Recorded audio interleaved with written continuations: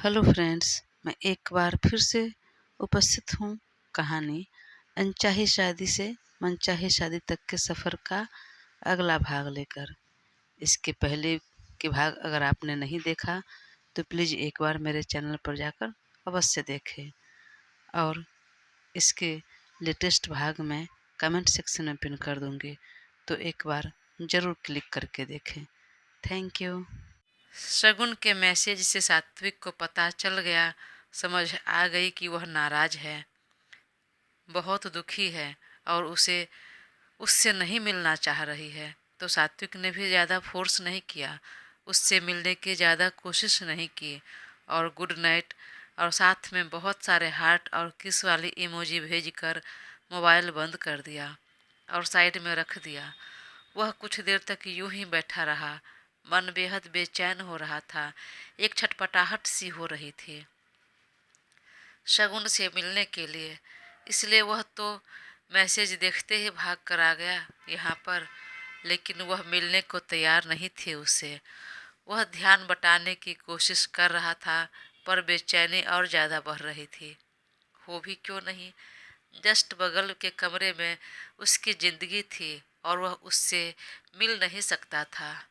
शगुन के मना करने के बावजूद भी उसे रहा नहीं गया और कमरे के बाहर निकल गया और शगुन के डोर पर आकर खड़ा हो गया और तुरंत डोर बेल पर उंगली चली गई। अभी बेल प्रेस करने लगा, फिर सोचा नहीं, कहीं वह नाराज हो गई तो। उसका भी कहना सही है कि हम यहाँ जिस काम के लिए आए हैं पहले वह काम करना जरूरी है और यह उसका पहला बिजनेस मीटिंग है। तो कहीं नींद पूरी नहीं होगी, मूड फ्रेश नहीं रहेगा, तो हो सकता है मीटिंग में ठीक से बोल नहीं पाए, फोकस नहीं कर पाए। नहीं, यह उसका पहला बिजनेस मीटिंग है, मैं ऐसा नहीं कर सकता। और वह उल्टे पांव अपने कमरे में वापस आ गया। कोई नहीं, बस कुछ घंटे की बात है, फिर सुबह मुलाकात होगी ही, मन में बोलकर वह वापस बेड पर बैठ गया और कुछ सोचने लगा। कुछ देर तक वह सोचता रहा और उसके दिमाग में एक आइडिया आया। उसने तुरंत अपने लिए कुछ हल्का फुल्का खाना मंगाया और खाकर वह फिर से कुछ स्टाफ को बुलाया और कुछ ज़रूरत के सामान उसे लाकर देने के लिए कहा। शगुन ने सुबह में मिलने की बात कही थी, तो वह सुबह मीटिंग में जाने से पहले शगुन के लिए एक सरप्राइज प्लान करने लगा। उसकी नाराज़गी दूर करने के लिए वह बेड से उठकर बैग से कपड़े निकाला और चेंज कर लिया। तब तक स्टाफ ने वह सारा सामान लाकर दे दिया जो जो उसने कहा था। उसने दोनों स्टाफ को थैंक यू कहा और वापस रूम बंद कर लिया। सामान देखकर उसके चेहरे पर प्यारी सी मुस्कान आ गई और फिर अपने हाथों कमरे को डेकोरेट करने लगा। एक तो 5 स्टार होटल का कमरा था, तो यूं ही बेहद शानदार था, लग्जरियस बेडरूम था, पर फिर भी उसे अपने तरीके से, अपने अंदाज से डेकोरेट करने लगा। उसने अपने और शगुन के स्पेशल मोमेंट वाले फ़ोटो को प्रिंट आउट करवा लिया था और उसके कट को वॉल पर जगह जगह चिपका दिया और उसके साइड में सफ़ेद और लाल रंग के ताज़ा गुलाब से डेकोरेट कर दिया। डोर और विंडो पर भी पहले से ही महंगे पर्दे लटक रहे थे, लेकिन उसे हटाकर शगुन के पसंद के कलर का पर्दा लगा दिया और वहाँ भी दोनों तरफ गुलाब के गुच्छे टांग दिए। पूरे फर्श पर गुलाब की पंखुड़ी बिछा दिया और उसके पसंदीदा खुशबू के एयर फ्रेशनर भी रूम में स्प्रे कर दिया। सब करने के बाद उसने एक नज़र रूम को देखा। वह काफ़ी खूबसूरत लग रहा था। उसके चेहरे पर स्माइल आ गई। उसने वापस घड़ी देखी तो अब तक रात के 3 बजने को आ गए थे। उसे बहुत नींद आ रही थी, बार बार जम्हाई ले रहा था, पर वह नहीं सोया। अब वह बैठा और हार्ट शेप में कटे कार्डबोर्ड पर रोज पेटल्स चिपकाए और बीच में लिखा, सॉरी, मैंने तुम पर और तुम्हारी बातों पर भरोसा नहीं करके बहुत बड़ी गलती कर दी, पर यह पहली और आखिरी गलती थी। अब आगे ऐसा कभी नहीं होगा। I am so sorry, please मुझे माफ़ कर दो। मैंने जो भी किया उससे आपको बहुत दुख पहुंचा। मुझे उसका बहुत अफसोस है। प्लीज़ मुझे माफ़ कर दो। मैं आपके प्यार और विश्वास को ठेस पहुंचाई है। प्लीज़ मुझे माफ़ कर दीजिए। अब आगे से ऐसा नहीं होगा, कभी नहीं होगा। अब यह शिकायत कभी नहीं रहेगी। मैं आपको हमेशा अपने पास रखना चाहता हूँ, खुश रखना चाहता हूँ। I love you. I love you so much. I love you always. I love you ever and for ever.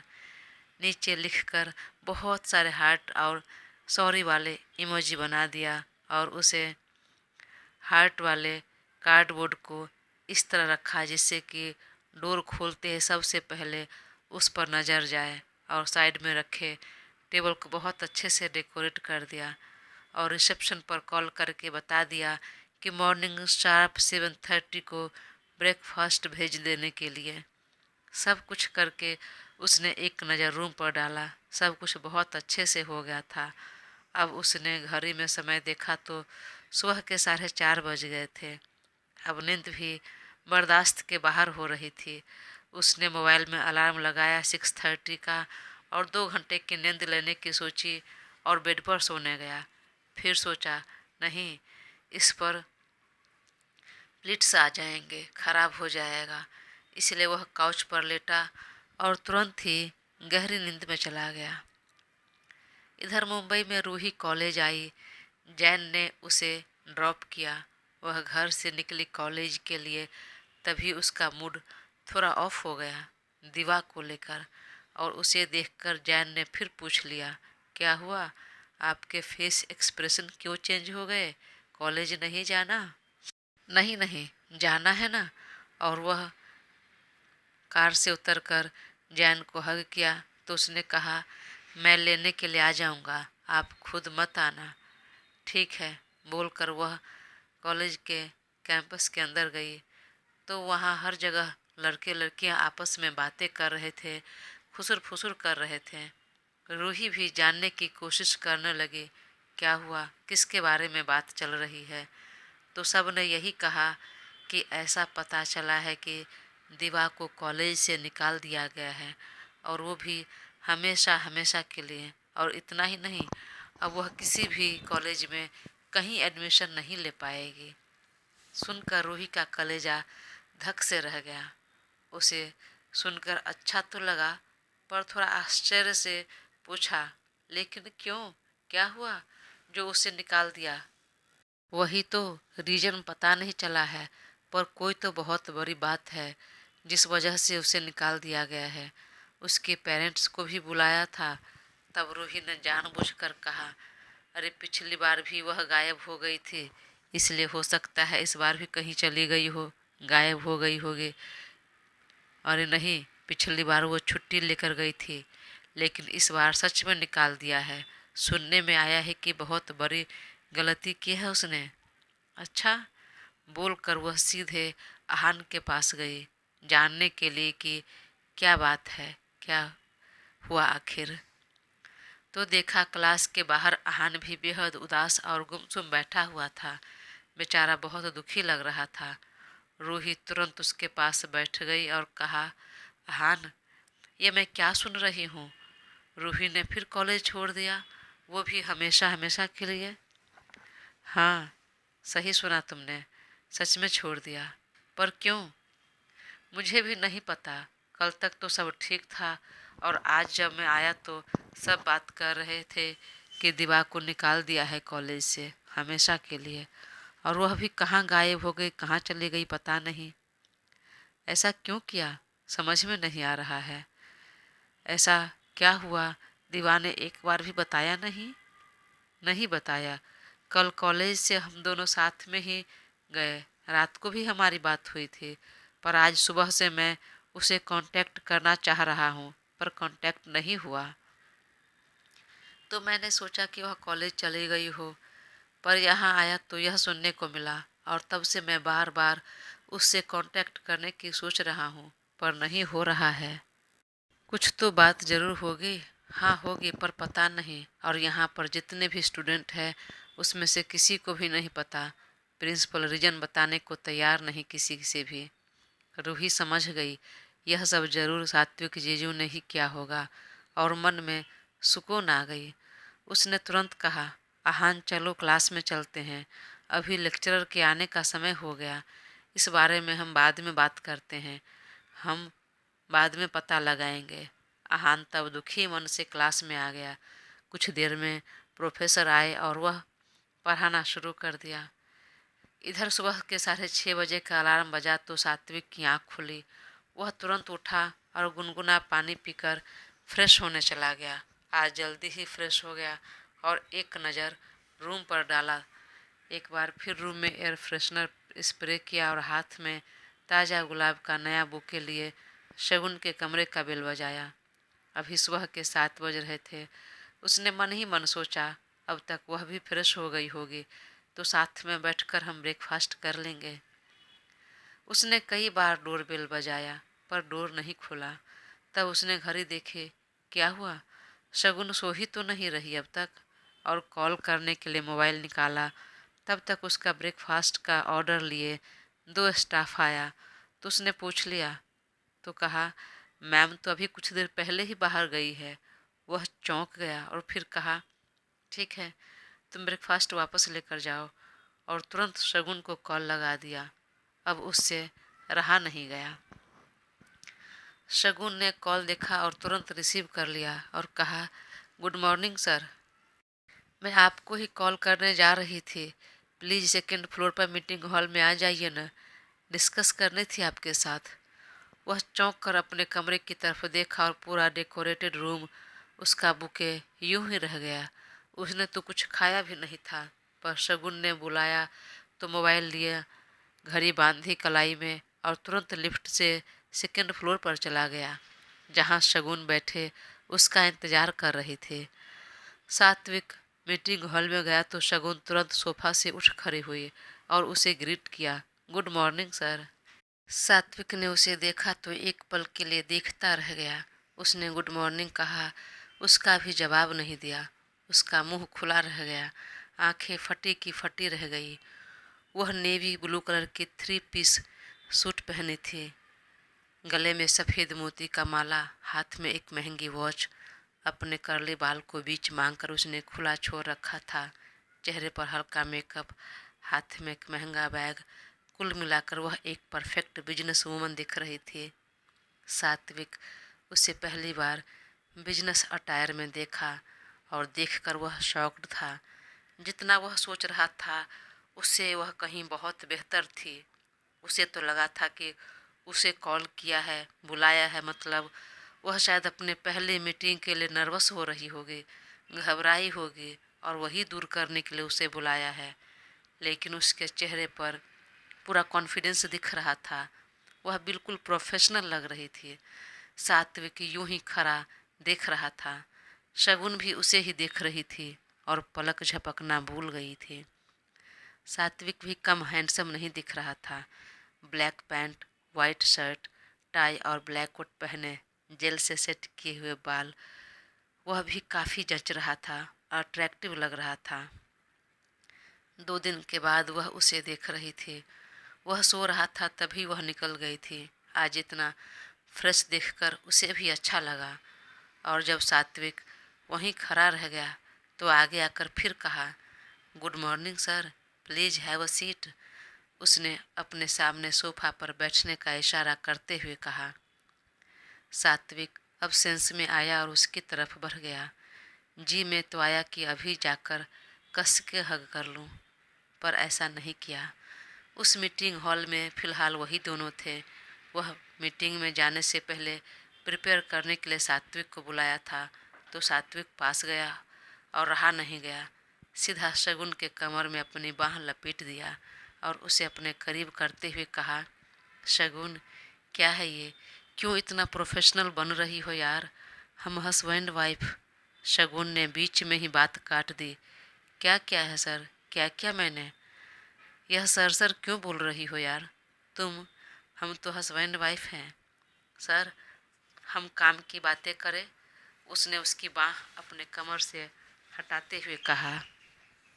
तब सात्विक ने अपना हाथ हटाया और तुरंत अपना दोनों कान पकड़ लिया। Shagun, I am sorry, so sorry. यह देखकर शगुन ने झट से उसका हाथ कान से हटाया और आंखें फेर ली। उसकी आंख भरने लगी थी, इसलिए उसने नज़र फेर लिया और दांत पर दांत बिठा लिया। उसके कानों में वह शब्द गूंजने लगे जब उसने कहा था कि कल को जब तुम्हें सच्चाई पता चले तो माफ़ी मांगने मत आना। और सात्विक ने बेहद रुआब से कहा था, हाँ, नहीं आऊँगा। सात्विक ने फिर कहा, Shagun, I am really sorry, extremely sorry, और मैं तुमसे माफ़ी की उम्मीद नहीं कर रहा, बट प्लीज़ मेरी सॉरी एक्सेप्ट करो और पहले जैसे बात करो। कल से सर सर सुन के एकदम पराया सा फील हो रहा है। ऐसा लग रहा है हम दोनों कितने एक दूसरे से अनजान हैं। प्लीज़ शगुन। आंख से छलक रहे आंसू को शगुन ने तुरंत संभाल लिया और कहा, सर, टाइम नहीं है ज़्यादा, पहले हम काम की बात कर ले। मुझे मीटिंग में थोड़ा आपकी हेल्प चाहिए। मैंने आपको मैसेज इसलिए किया था। उसने इस तरह कहा जैसे सात्विक ने जो कुछ भी कहा वह सुना ही नहीं हो। सात्विक फिर अपने कान पकड़ने लगा तो शगुन ने कहा, सर प्लीज़, मुझे आपकी हेल्प की ज़रूरत है और ज़्यादा समय नहीं है। बहुत बड़ी रिस्पॉन्सिबिलिटी दी है मेरे बॉस ने, उसे मुझे किसी भी हाल में निभाना है, इसलिए मैंने आपको कहा। प्लीज़ अब देर मत कीजिए। सात्विक समझ गया उसे इतनी जल्दी माफ़ी नहीं मिलने वाली। उसने तुरंत हाँ में सिर हिलाया और सोफे पर बैठ गया। तब शगुन ने उसे सारे पेपर दिखाए। सर देखिए, मैंने यह सब तैयार किया है अपनी टीम के साथ मिलकर, और मैं जो वहाँ बोलूँगी मीटिंग में, यह सब भी मैंने लिख लिया है। इसके प्रैक्टिस भी कर लिया है। एक बार आप देख लीजिए। अगर सब सही है तो फिर मैं कैसे बात करूँगी यह मैं आपके सामने बोल कर दिखा देती हूँ। अगर इसमें कुछ सुधार करने की ज़रूरत है तो आप मुझे बता दीजिए। मैं अभी 1 डेढ़ घंटा टाइम है, प्रिपेयर कर लेती हूँ। हाँ, ओके, दिखाइए। तब शगुन ने सारा फाइल उसके सामने रख दिया और वह एक एक करके चेक करने लगा। उसने जब सब देखा और तब हाँ में सिर हिलाते हुए कहा, वेल डन, बहुत अच्छे से काम किया है आपने और आपकी टीम ने। सुनकर शगुन के चेहरे पर एक छोटी सी मुस्कान आ गई, जिसे देखकर सात्विक तो मानो खो गया। वह उसे एकटक ऐसे देखने लगा मानो स्कैन कर रहा हो। जी में आ रहा था कि अभी उठकर कसकर हग कर लूं, लेकिन तब तक शगुन ने फिर कहा, सर मैं अब बोलूं, मैं जो भी बोलने वाली हूँ मीटिंग में। ठीक है, बोलिए। तब शगुन बोलने लगी और सात्विक उसे सुनने लगा। वह पूरे आत्मविश्वास के साथ बहुत अच्छे से बोल रहे थे। बात करने का लहजा भी बेहद खूबसूरत था, जो सुनकर सात्विक को बहुत आश्चर्य हो रहा था कि यह वही लड़की है जो मेरे सामने आने पर बच्चों सी हरकतें करने लगती थी। उटपटांग हरकतें। कितना बचपना दिखता था और आज इतनी मैच्योर लग रही है, एकदम प्रोफेशनल। कैसे कैसे खुद को इतनी जल्दी बदल लिया इसने। क्या चमत्कार हो गया इस लड़की में। उसकी नज़र एकटक शगुन पर टिकी थी। शगुन का जब बोलकर हो गया और वह थैंक यू कहकर चुप हो गई, पर फिर भी सात्विक अभी तक उसे ही देख रहा था। कुछ देर तक सात्विक ने कुछ नहीं बोला तो शगुन ने फिर कहा, सर, ठीक तो था ना मेरा स्पीच। सात्विक ने हाँ में सिर हिलाते हुए कहा, बहुत सुंदर, बहुत अच्छा था, बहुत अच्छा बोला आपने, पर आश्चर्य की बात है इतना सब जल्दी कैसे कर लिया आपने। सर, जब अपने सिर पर रिस्पॉन्सिबिलिटी आती है तो करनी पड़ती है, तो कर लिया मैंने। शगुन ने हौले से मुस्कुराते हुए कहा। वह अपनी बातों से हरकतों से पूरी तरह से प्रोफेशनल दिख रही थी। फिर शगुन बैठ गई और वापस फाइल देखने लगी और स्टाफ को कॉल कर बुलाया और कहा, प्लीज़ एक अवाकाडो टोस्ट और 2 कॉफ़ी लेकर आइए। और कुछ ही देर में स्टाफ लेकर आ गया। शगुन ने कहा सात्विक से, सर आप ब्रेकफास्ट कर लीजिए, आपने कुछ खाया नहीं है। और आप नहीं करेंगे? मैंने नाश्ता कर लिया है। ओके, पर आपको कैसे पता चला कि मैंने नाश्ता नहीं किया है? सर सवाल छोड़िए ना, आप ब्रेकफास्ट कीजिए, अब हमें निकलना है, मीटिंग के लिए साथ में। ठीक है, पर इसमें से आप भी लीजिए ना। नहीं सर, मैंने नाश्ता कर लिया है, अब और नहीं खाना, बेवजह मेरे मेकअप खराब हो जाएंगे। और उसने अपनी कॉफ़ी उठा ली। तब सात्विक भी चुप रहा। पहले वाली कुछ भी बात नहीं की उसने। अब सोचा कि इस मीटिंग के बाद ही बात करूँगा। सात्विक का जब नाश्ता करके हो गया, वह अपनी कॉफ़ी पीने लगा। तभी शगुन उठी और एक फाइल पर उसके सामने बढ़ाते हुए कहा, sir please sign here. What? पर मैम यह है क्या? है कुछ इम्पोर्टेंट पेपर? साइन कीजिए ना सर। और डोंट वरी, मैं आपसे कुछ नहीं ले रही हूँ, कोई प्रॉपर्टी कुछ भी नहीं, तो टेंशन मत लीजिए। बस यह एक ज़रूरी पेपर है जिस पर आपके साइन चाहिए। बोलकर शगुन ने हौले से हंस दिया। दोस्तों, कहानी आगे जारी रहेगी, तो प्लीज़ अपना साथ बनाए रखें और चैनल को सब्सक्राइब कर मुझे ज़रूर सपोर्ट करें। Thank you.